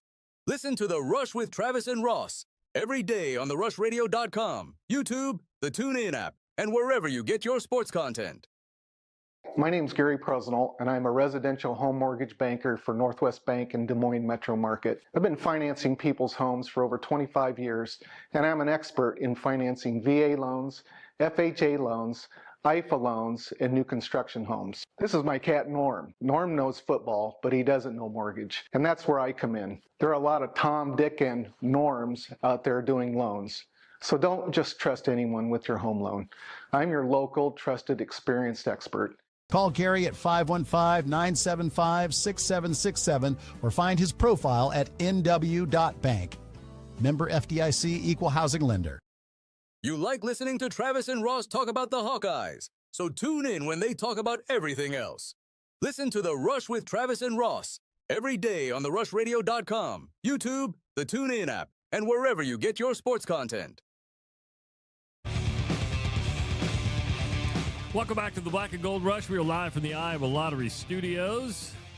Of course, Ross and I do the Rush Radio Show each and every day, Monday through Friday from 6 to 8. We're lucky to have a number of regular guests on there, and one of them is Todd Stepsis, the Northern Iowa head coach. They lost today to Youngstown State, but Todd and his wife are going to be joining us on Thanksgiving morning. That is so cool that you're like shaking your head like, well, I can't believe he's doing it. No, I think it's so cool. I'm shaking my head in disbelief that he and his wife are willing to do that, because, dude, you and I talk about this all the time. Like, we're going to get up. We're both early risers. Yeah. Even on the weekends, we both wake up early. I love getting up early in the morning, and getting up early on Thanksgiving and those holidays is actually kind of fun and easy, and it makes the day go by really fast. It's such a fun way to wake up. Last Thursday, we were ending our conversation with Coach Stepsis.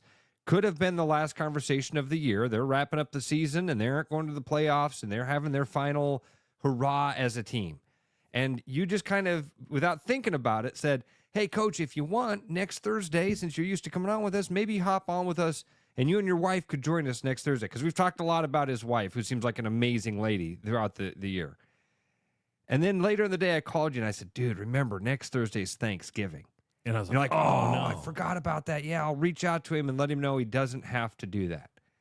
And you reached out to him and said, hey, Coach, if you don't want to do next Thursday because it's Thanksgiving, maybe let's do it that first Thursday of December. And he wrote back to you and said, no, my wife and I really want to join you guys on Thanksgiving morning. That's really cool. So that'll be a fun conversation. It'll be a fun show, because those shows are always fun because we talk a lot less sports.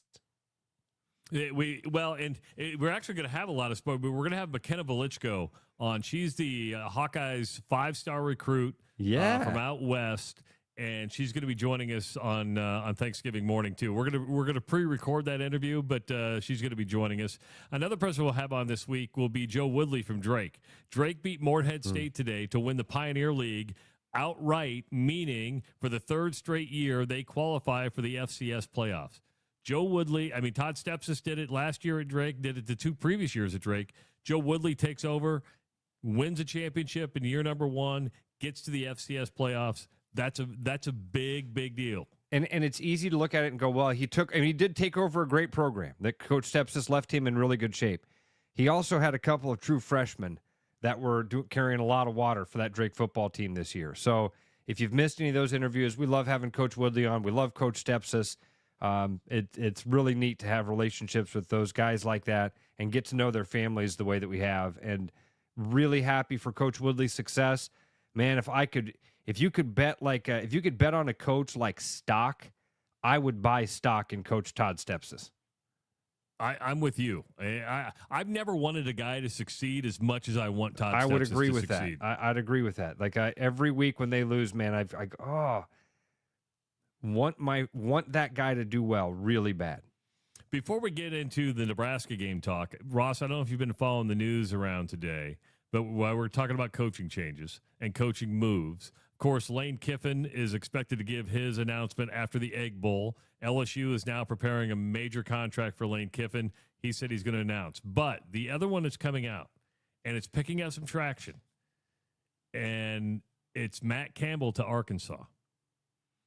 It's picking up a lot of steam, and ESPN has had a reporter do it. There's been a couple TV stations in Arkansas that said the announcement could come as early as tomorrow. That would surprise me. What would surprise me is if Matt Campbell went to Arkansas. Yeah. I sit there, of all the jobs, and we know for a fact that Matt Campbell has turned down a lot of jobs in his time at Iowa State. I was told he turned down the USC job before Lincoln Riley got it.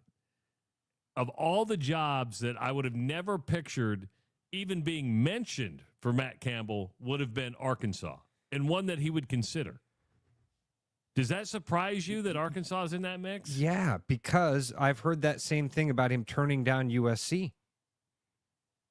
You turned down USC to stay at Iowa State. I feel like that meant that Jamie Pollard had properly conveyed to him what the opportunity was available for him at Iowa State.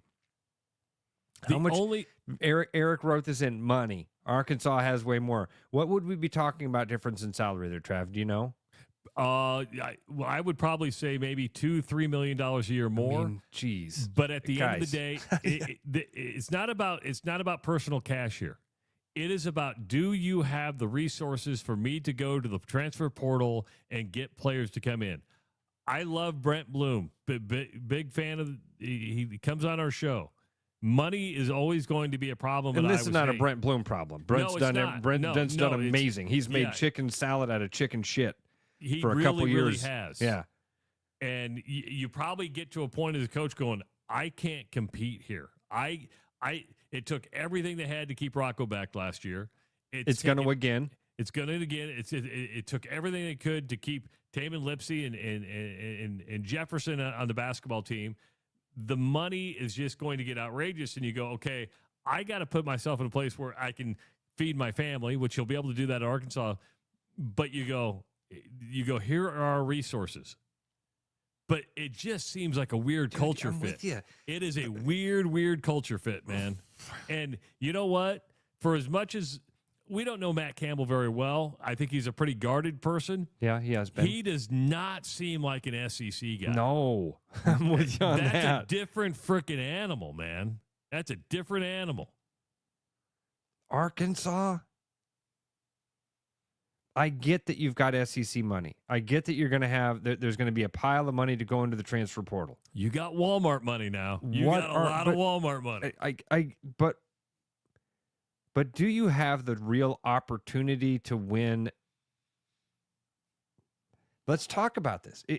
I mean, I want to say I've lived my whole life in Polk County, Iowa, so I don't have the perspective that I need in order to really talk about this. Because I want to say, Matt Campbell, you are in a position right now that is you're in a high perch right now. Might not seem like it because the Big 12 constantly gets shit on for being the third or fourth best conference in college football. And you are looking at it right now like, man, we might get one team into the college football playoff. Are you, boy, I'm answering my own question. You have a better chance to win in Arkansas. Bielema's situation? I mean, Brett Bielema has been able to win at most places he's gone. He won at Wisconsin. He's winning at Illinois. He could not win at Arkansas. Why couldn't he do that? Because a bad cultural fit. Rob's got a good one here, too. Whoops, sorry. I almost clicked the wrong. Rob's got a good one here, too. Campbell isn't getting the LSU or Alabama type job. You take Arkansas in the SEC, and then you keep going. That might be the thing. But, man, again, we're talking about a guy that from all our connections and accounts turned down the opportunity to go to USC. Why? Why would you turn that job down and then go to Arkansas?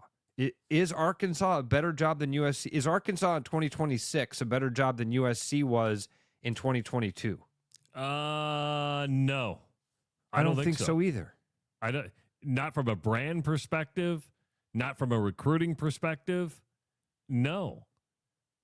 Now, is it Josh Pate, I believe his name, does a college football show. He's been pumping him for the Penn State job. Penn State would make total sense to me. If you went, I mean, it's farther east. Ohio State would make a lot of sense to me. Hell, Wisconsin, which is not going to be open, would make a lot more sense to me. Arkansas is just one of those, okay. And listen, folks, he hadn't taken the job, but it's out there. And I would push back maybe on the Wisconsin thing. I think what we've seen from Wisconsin this last year has shown that they don't have the money. I mean, because they would have fired Luke Fickell if they had the cash to do that. And here, I do think a lot of these universities have way more money than they're telling us, and they got the when you can make a phone call and get $25 million, you ain't broke. But I think that if we're talking about resources, we're talking about trying to compete in this new landscape with all this other stuff. Arkansas is a better job than Wisconsin. You've got way more resources. You're going to be able to compete in the transfer portal better there. The USC thing is my hang up here. You've got a lot more passion around a program like Arkansas. You do.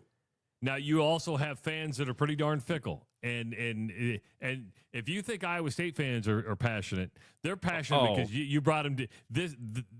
Cyclone fans have nothing on Arkansas fans. Nothing. We all know it's just a different breed down there in the SEC.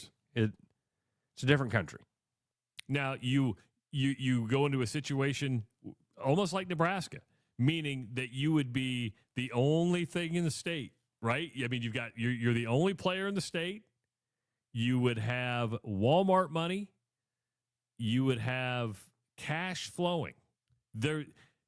Basically, what Arkansas has said when they went and got John Calipari to be basketball coach is there's no excuse you can't win here. Arkansas has been good before. There's been good coaches that come in and out of there. You can win there. It will be difficult to win there. I think I'm seeing a lot of really good comments that are helping solidify this. K-Dog. Imagine if Campbell had a team with depth. At Arkansas, what do you get? What do you get if you're an SEC coach? You're going to get depth. Yep. You're going to get depth. Dude from Iowa hits it on the head, man. $2 million is a lot. $2 million a year is meaningful, is the word he uses. It's life-changing. It's a lifestyle change. You go from $7 to $9 million, that's a life changer. And I don't know if you've been to Northeast Arkansas, it's beautiful. And you would love it, Ross, because they have good fishing. Yeah, oh, I would love it. I don't want this to happen for our Iowa State friends. Listen, if it does happen, couldn't be a better guy to make that higher than Jamie Pollard. He's proven that. Joe Woodley. Oh, I would love that. I would Joe love Woodley. that so much. I would love that so much. Dad was a coach there. Joe was a player there. No, I would love that so much. I think he would probably need 2, maybe 3 more years at Drake to let people. Yeah, and honestly, and you have to tell me this: is Drake enough of a primer? Like even a couple of years at Drake. What I thought you were going to maybe say is he maybe needs 2 or 3 years, getting his shot at a Division I school or something like that. Dude, listen, I won't push back. No, if it's Joe Woodley, I'm going to be doing cartwheels, and I can't do cartwheels. Here's what I know is that I look at Kurt Cignetti, and I'm not saying Joe Woodley is Kurt Cignetti, but he wins. But here, Lance Leipold went from Wisconsin Whitewater to Buffalo to Kansas. Dude, Kurt Cignetti went from James Madison. If you win, they're good in the Sun Belt. If you win, you win. If you win, you win.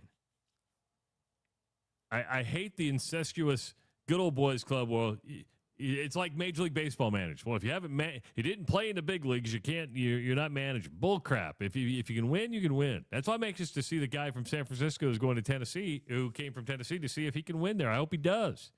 Might be a bigger pipeline. Listen, I hate fluffing your pillow because your ego's already too big, but I'm joking because I do. Eric writes in, Trav, you got a great sense for this. They better have you on the payroll. And I would agree with that. You have always had a really good kind of sixth sense for this coaching fit and the guys that can do it at that level. I love the fact that you jump at Joe as that opportunity. One of my superpowers, and I'm not patting myself on the back, but Ross, I think you've seen this even with general people that we know. I know people. He does. I know. You've got from the very first time I meet somebody, I'll go to Ross. He's done it 100 times to me, people. He's done it 100 different times. Drives my wife nuts because I'm like, drove me nuts for a while because I want to, especially when you would come to me and say, hey, this guy's a bad guy. And I'd go, no, you don't know him. Like, I've looked in his soul. He's going to be a good person. And 2 months later, I'm calling Travis going, this mother. It's one of my superpowers.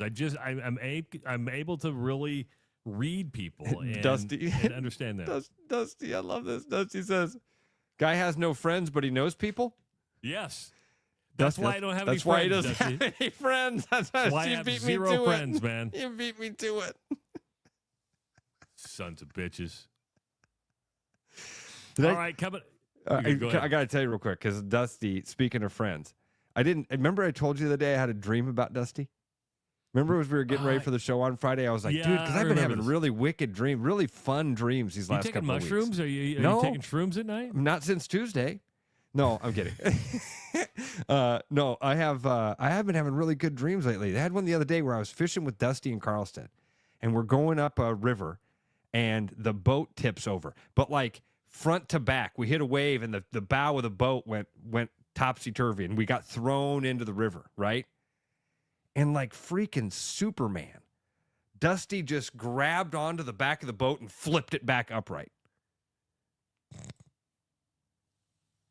That's the kind of friend Dusty is right there. Kind of friend he is. I like it. All right, coming up next for the Iowa Hawkeyes, it's going to be a short week because they play on Friday. Last regular season game, battle against Nebraska. The Nebraska Cornhuskers are at Penn State right now. Ross getting beat 23-3 at halftime. Dylan Raiola out for the season. TJ Lateef is their quarterback. I think earlier in the year, we both felt pretty good about an Iowa win here. After today's performance, I don't feel as confident about the win.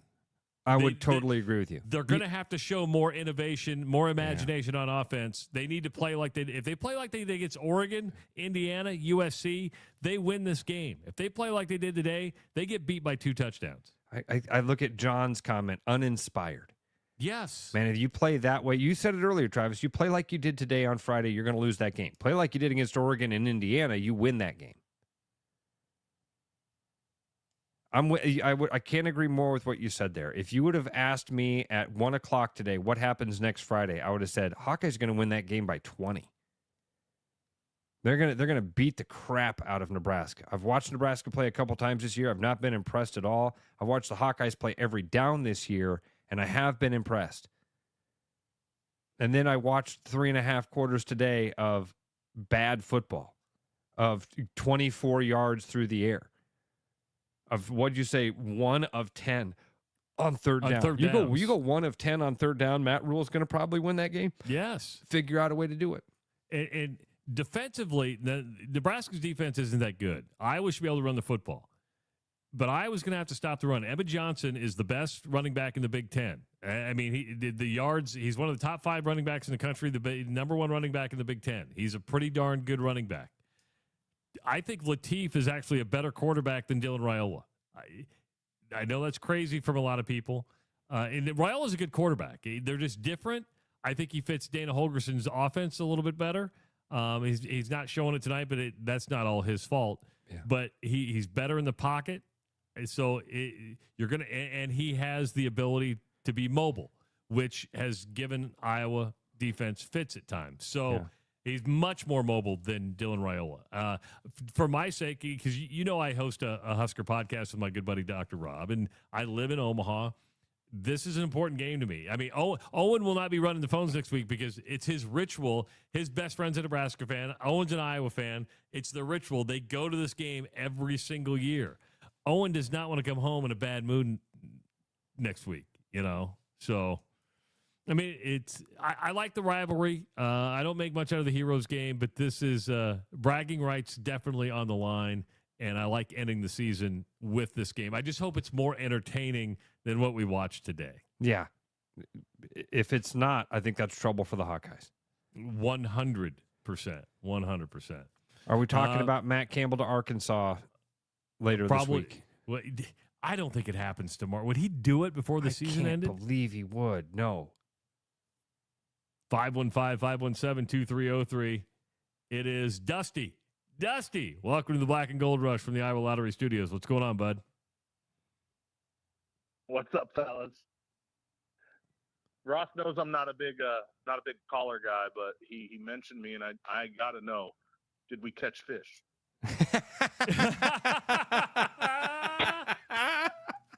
Any hung up. He just hung up. He's like, did we catch? I don't care that I saved the boat. I don't care that I one-handed put it over. Did I catch a damn fish? Grabbed the boat and just flipped it. I was like, yeah, Dusty. And we climbed back in. And then the next thing I know, we were having lunch in Paris. Dreams. Okay, that's dude. a really weird dream. I also remember that the river was really, really shallow. After Dusty flipped the boat back over, we were like trimming the motorway up. And I think that's a good thing that I have dreams about fishing, right? I mean, it wasn't a nightmare. It was never scary. I was with my buddies. I don't know.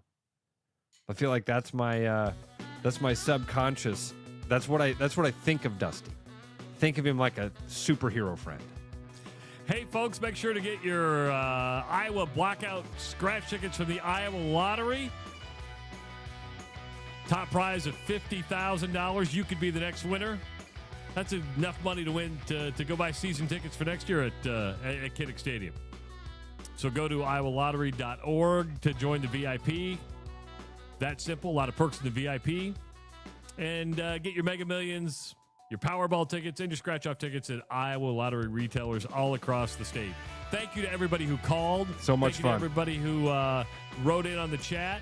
Ross and I are back Monday morning at 6 a.m. Thank you so much for listening and watching the Black and Gold Rush from the Iowa Lottery Studios. Are you thinking about buying a home this year? Start by getting pre-approved with Gary Presnall at Northwest Bank in Des Moines to see how much you can qualify for and what loan programs meet your needs. Gary can get you pre-approved in 30 minutes or less with a pre-approval letter to you. Gary offers first-time homebuyers programs, VA loans along with FHA, IFA, and conventional loans. Call Gary at 515-975-6767 or find his profile at nw.bank. Member FDIC, Equal Housing Lender. You like listening to Travis and Ross talk about the Hawkeyes, so tune in when they talk about everything else. Listen to The Rush with Travis and Ross every day on therushradio.com, YouTube, the TuneIn app, and wherever you get your sports content. Bad gift giving. It happens to the best of us. Thanks, I think.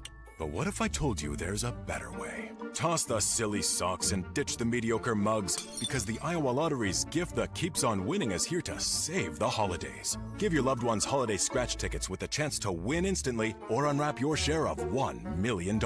Say no, no, no to boring presents with the Iowa Lottery this holiday season. Woohoo! Enter and see rules at ialottery.com/VIP. You like listening to Travis and Ross talk about the Hawkeyes, so tune in when they talk about everything else. Listen to The Rush with Travis and Ross every day on therushradio.com, YouTube, the TuneIn app, and wherever you get your sports content.